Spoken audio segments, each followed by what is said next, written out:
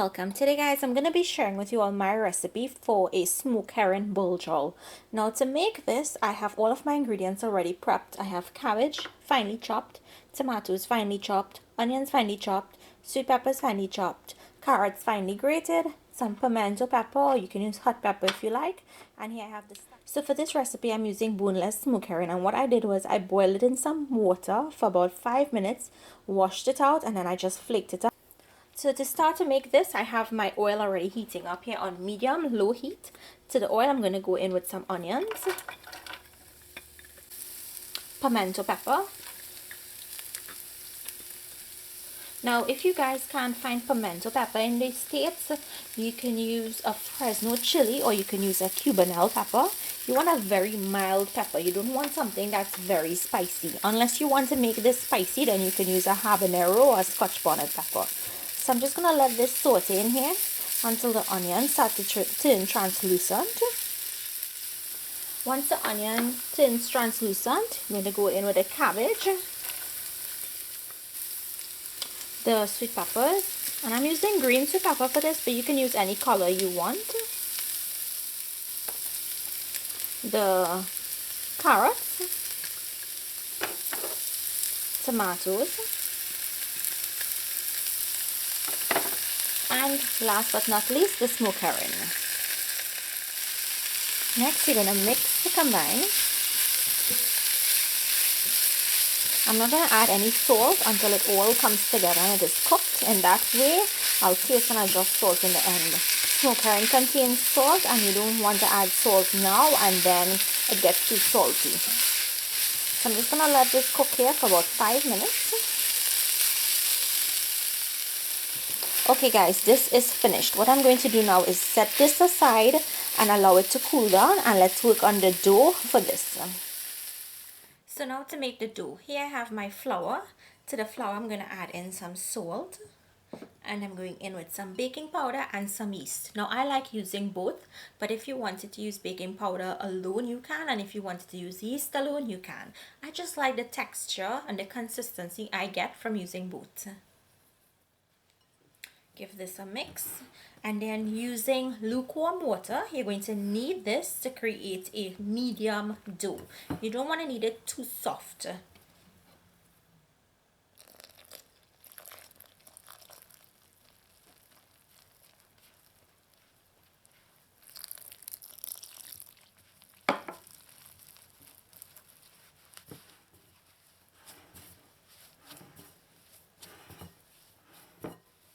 Now once your dough comes together, you're going to continue kneading this for about 5 minutes until it's very smooth. If it's getting very sticky, just use some dry flour to help you along. Okay, once you finish kneading the dough and it's really smooth, you're going to cover it and set it aside for 10 minutes. When the dough is finished resting, you're just going to break it into smaller dough balls. Next, you're going to cover the dough balls and let them rest for about 5 minutes. When you make a dough ball, the gluten tends to tighten, so you want the gluten in the flour to relax before you can move ahead on filling these. Okay, after your dough has finished resting, you're going to open them out.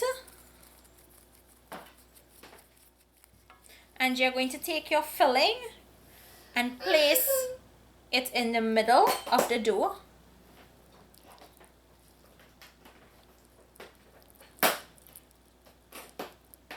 And then you're going to bring up the ends to seal it.